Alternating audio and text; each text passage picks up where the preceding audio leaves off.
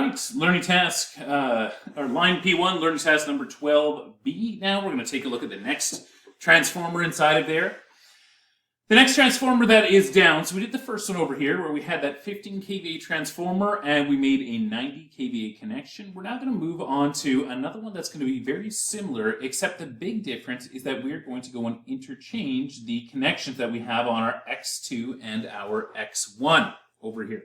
And when we do that, it is going to go and change what we are going to go and have out of this transformer. Let's go and start by taking a look at the actual transformer itself. Over here, what they're showing us is they're showing us a redrawn figure for the exact same one, that B, but it's kind of a little bit different than what we're used to seeing over here, because what they're doing is they're taking the line up here and they're pushing this line back down over here. What might make it a little easier for you to visualize would just be for you to go and redraw this section just a slight bit. And the way that I would suggest you redraw it is that you go from your H1 over here, over, and then you draw another smaller winding down here, and then you take that winding back over to this one. This being my X2, this being my X1. You'll note that our H1 and our X1 are connected to the same lines over here. That H1 and X1 connection to the same lines means that ultimately these 2 points are going to have the same instantaneous polarity. Once again, this one over here, my primary, is going to go and flux out our core, and when it fluxes out our core, it is going to cut across to the secondary side over here where it's going to generate a value of voltage, and that's what's going to go and create that polarity that we'll see on our X1 over here. We can go and draw instantaneous polarities onto this. We'll do that really quick. As soon as we see the supply attached up top over here, there's my AC supply, and then we freeze time, and we see that we've got a positive here and a negative here. The important one is this H1, so we are going to copy that to my X1 over here, and if X1 is negative, the other side obviously has to be positive, because we cannot have a negative without a positive.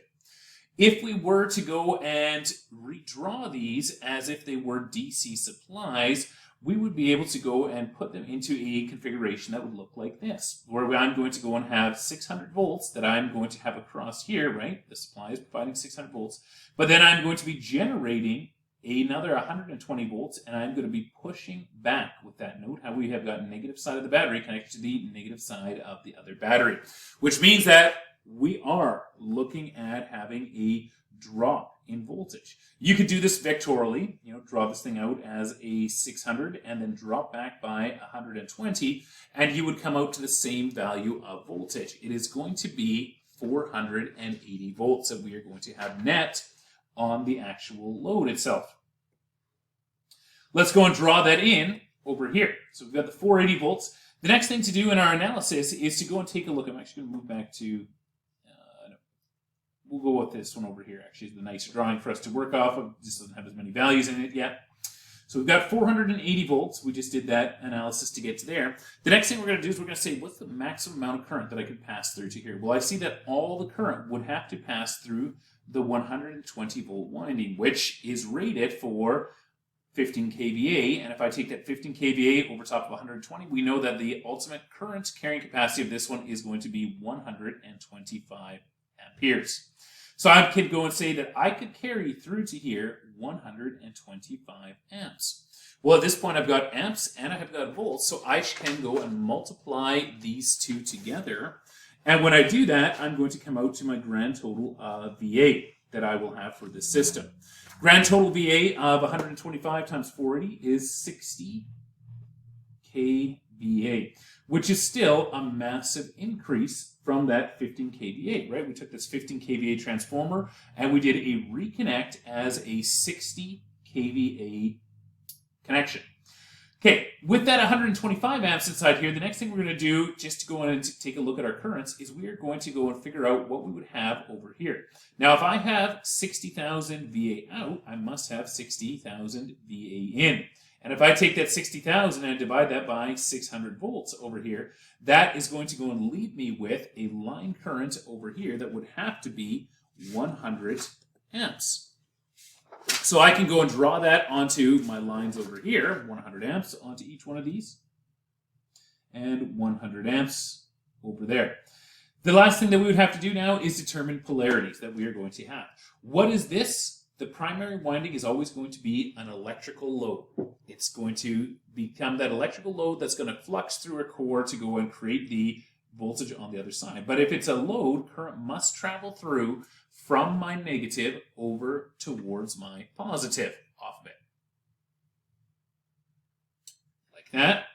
What about this one over here? Well, if we take a look at what it is doing, it is acting as a load to our system. I'm trying to find the picture over here. It is acting as some form of opposition, right? We are overcoming it. We have 600 volts over here, but we're losing 120 volts. This 120 volts is not helping this 600 volts. It is screwing that thing over. We would say that this would be a bucking type of connection. And because it is a bucking type of connection, the smaller voltage, the one that will be overcome, is going to need to be seen as a load inside of there. So going back to this one, I know that current travels through a load from negative to positive. So I must have current that is going to travel through from here through to here, and then from there it goes along that line and goes through here. Now this is a negative here, this is a positive here, so we know the direction that that current would have to be as well. I have at this point entering into this node 125 amps. I have got leaving that node 100 amps that I'm going to have up top over there. This would mean that the other thing that I must have is going to be another 25 amps that is going to be traveling through in that direction. That is going to go and become a source, right? How many sides of the transformer can be the source? How many of the sides of the transformer can be the load? We can always only ever have one. If one is a load, the other one needs to go and be the source. And this one here, we clearly identified it has to be a load, therefore this would have to be a source. Current travels through a source from positive to negative. We have that is going to go and travel through here. It enters into this node over here, and then from this node, we leave with that same 125 that we saw before, which means that we must be entering in with that 100 amps that we have over there. Kirchhoff's law of current works out. I see that both sides of the transformer can be fully loaded, 600 volts, 25 amps, 120 volts, 125 amps over here. But I see that this 15 kVA transformer can have that connection now to get me to 60 kVA. It's fantastic. It's not as much of a gain as what we saw in the first one. The first one was, absolutely superb because we went all the way up to that 90 kVA off of the 15. This one's only going up to 60, so this is really only a 4 times application that we're getting out. But let's go back to that very first part of our module over here. We're going to go and identify what we have inside of here. First of all, we're going to talk about the connection. The connection is bucking that we are going to go and have. And my application goes from 600 volts down to a value of 480 volts. We found that value there. Therefore, this is going to be a step down. So there's a bucking step down type of application. My amount of current was 125 amps. My total kVA for this one was 60 kVA over here. All right, that's transformer number 2. Let's go and take a look at transformer number 3 next. That's going to be this one over here where we're going to feed in with a low value of voltage.